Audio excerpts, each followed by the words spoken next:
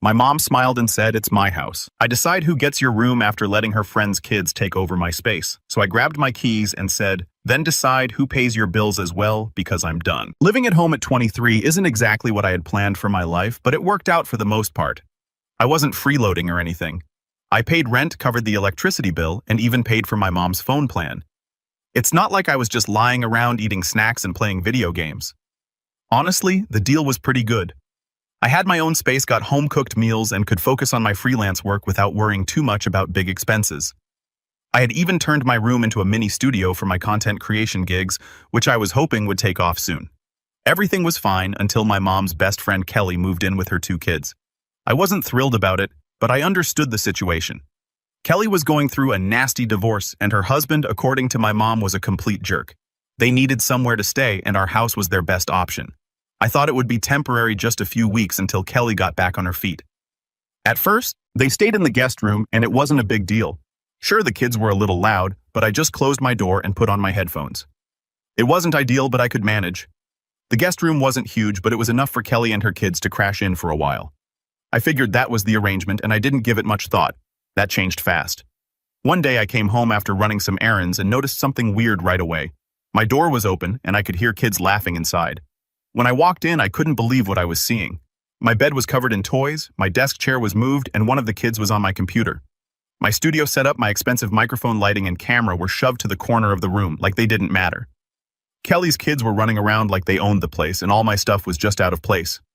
I yelled, "What the heck is going on?" probably louder than I should have, but I was in shock. My mom walked in and immediately started scolding me like I was the one out of line. She said, "Calm down. It's not a big deal. The kids needed more space, and your room is the biggest. It's only fair." Fair, my room.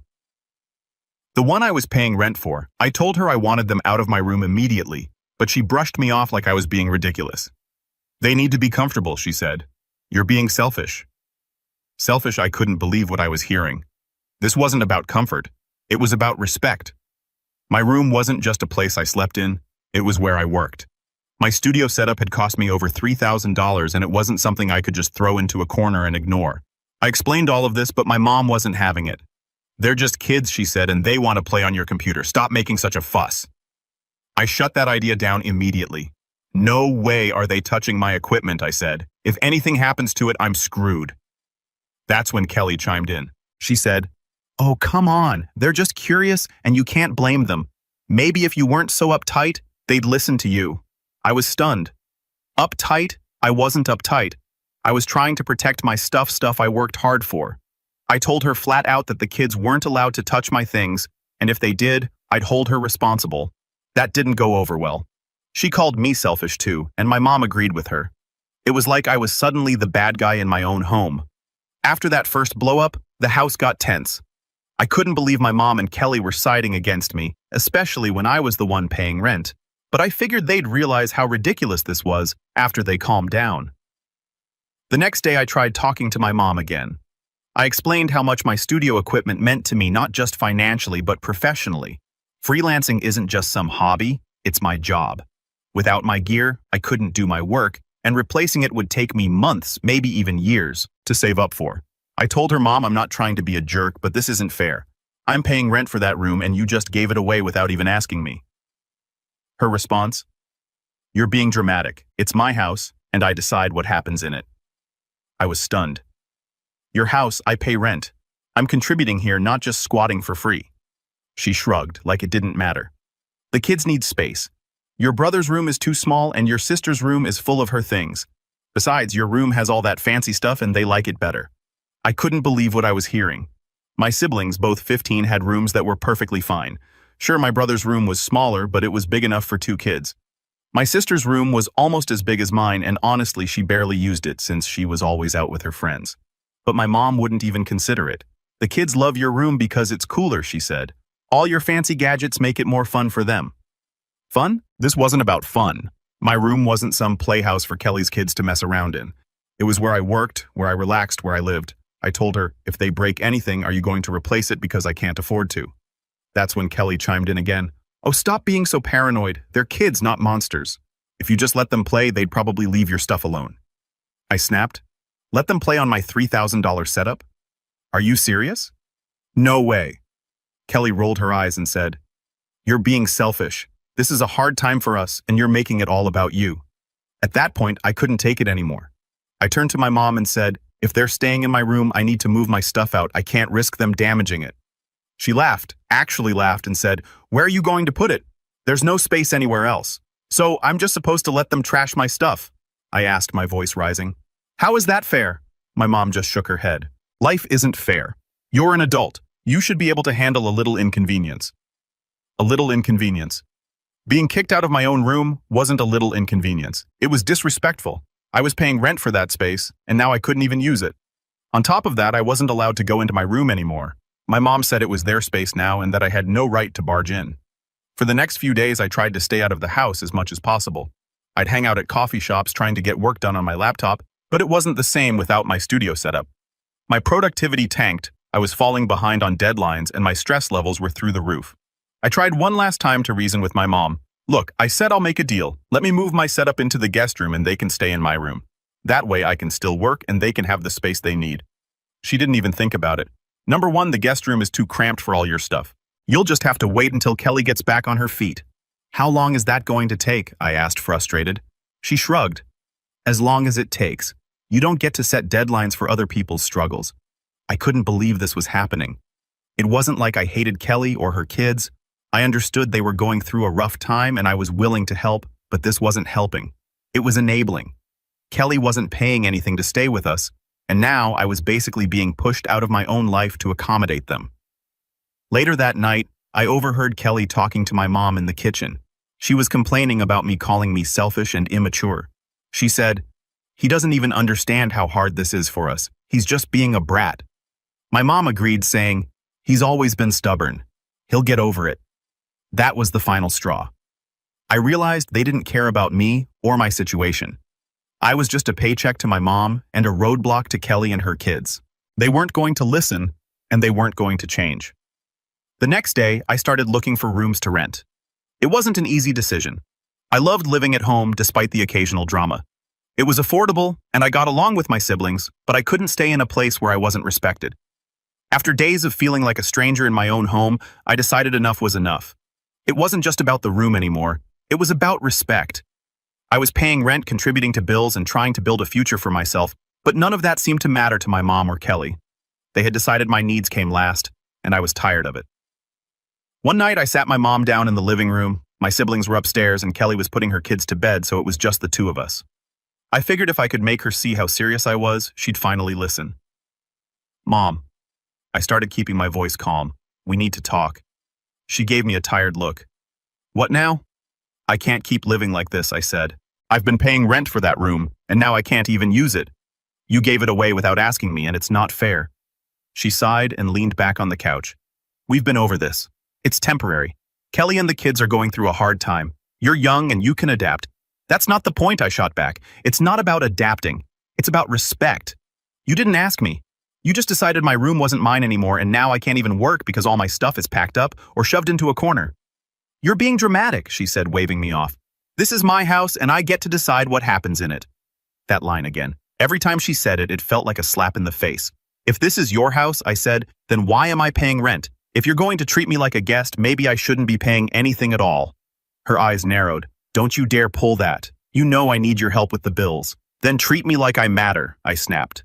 "You can't take my money every month and then turn around and tell me I have no say. That's not how this works."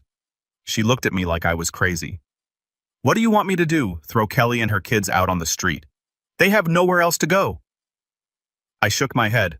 "No, but there are other options. They could stay in the guest room, or they could move into one of my siblings' rooms. Heck, you could even rotate rooms so everyone takes turns sharing the space, but taking my room and locking me out of it? That's not okay." She crossed her arms. "Your brother and sister are too young to share their rooms, and the guest room is too small for 3 people. Your room was the best option." "No, it was the easiest option," I said. "You didn't want to deal with the hassle, so you dumped it on me." At that point, I could feel my frustration boiling over.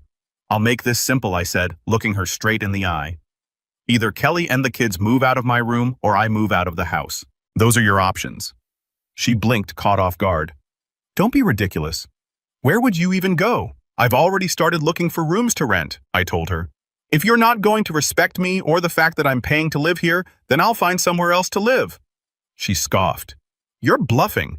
You can't afford to move out. I leaned back and crossed my arms. Try me. The next few days were tense. I didn't bring up the ultimatum again, but it hung in the air like a storm cloud. My mom didn't take me seriously, which just made me more determined. I spent every spare moment scrolling through rental listings, messaging landlords, and figuring out my budget. It wasn't going to be easy, but I knew I could make it work if I cut back on non-essentials. Meanwhile, things at home were worse than ever. Kelly's kids had turned my room into their personal playground, and I couldn't do anything about it. I wasn't even allowed to step inside without someone throwing a fit. Once, I tried to grab a few things I'd left behind, a pair of headphones and some books, and Kelly snapped at me. What are you doing in here? She demanded, standing in the doorway with her hands on her hips. I need my stuff, I said, trying to keep my voice calm. She shook her head.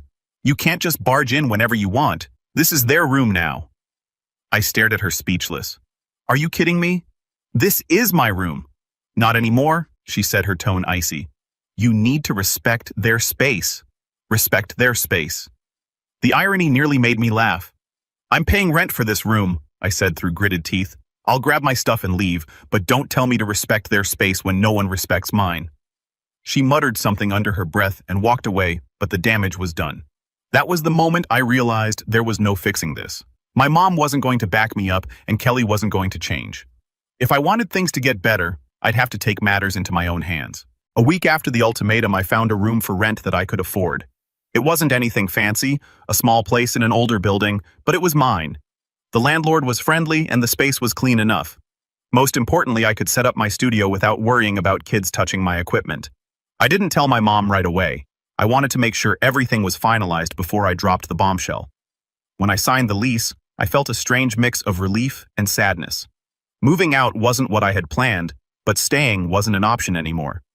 I had to put myself first, even if it meant leaving behind the home I'd grown up in.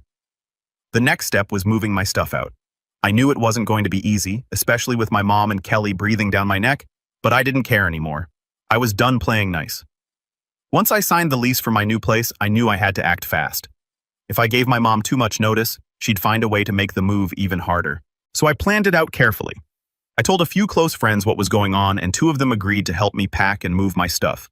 One of them even offered to record everything on their phone just in case things got ugly. The night before the move, I sat down with my mom one last time. I wanted to give her one final chance to make things right. Mom. I started keeping my voice calm. I found a place to rent and I'm moving out tomorrow. She looked up from her phone, surprised. You're really doing this? Yeah, I said, nodding. You didn't leave me much choice. She rolled her eyes. You're overreacting. This whole thing is temporary. You're leaving over nothing. It's not nothing, I said firmly. You gave away my room, locked me out of it, and told me I didn't have a say in the matter. I'm paying rent and you treated me like I was just disposable. She sighed, like I was exhausting her. You know I need your rent money to keep this house running. If you leave, how am I supposed to pay the bills? I felt a pang of guilt, but I pushed it aside. That's not my problem anymore, I said. You made it clear that this isn't my house. You said it's your house, your rules. Well, if that's the case, then I don't have to stay here. She glared at me. So you're just going to leave us high and dry?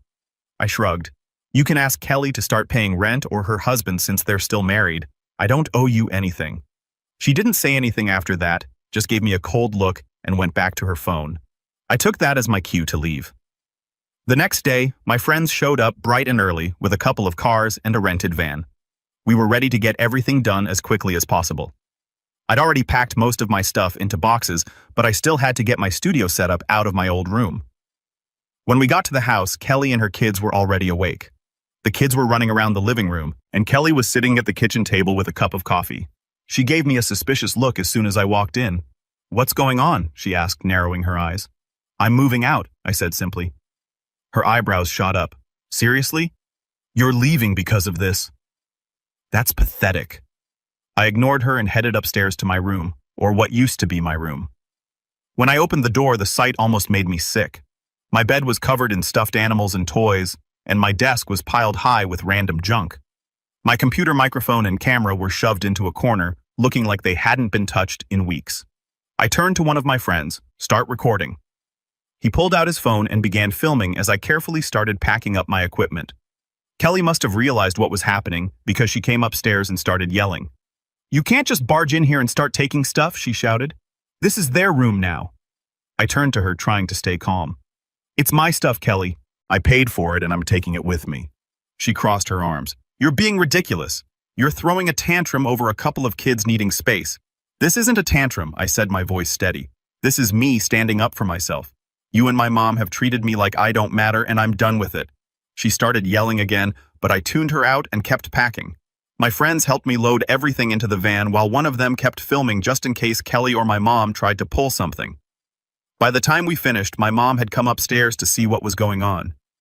When she saw the empty room, she flipped out. "You're really doing this?" she asked, her voice shaking with anger.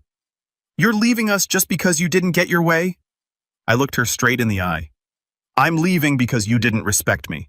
I paid rent for this room and you gave it away without even asking. You made it clear that I'm not a priority here, so I'm making myself a priority." She opened her mouth to argue, but I held up a hand. "Don't. I've made my decision." As I carried the last box out to the van, Kelly stood in the doorway with her arms crossed, glaring at me. "Good luck out there," she said sarcastically. "You're going to realize how selfish you've been when things get hard." I didn't even bother responding.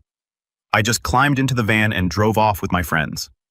That night, after I'd moved into my new place and started unpacking, my phone blew up with texts from my mom. She was furious, saying I was selfish and inconsiderate for leaving her in a tough spot. She accused me of abandoning the family and leaving her to deal with the bills on her own. "You've always been so selfish," one text read.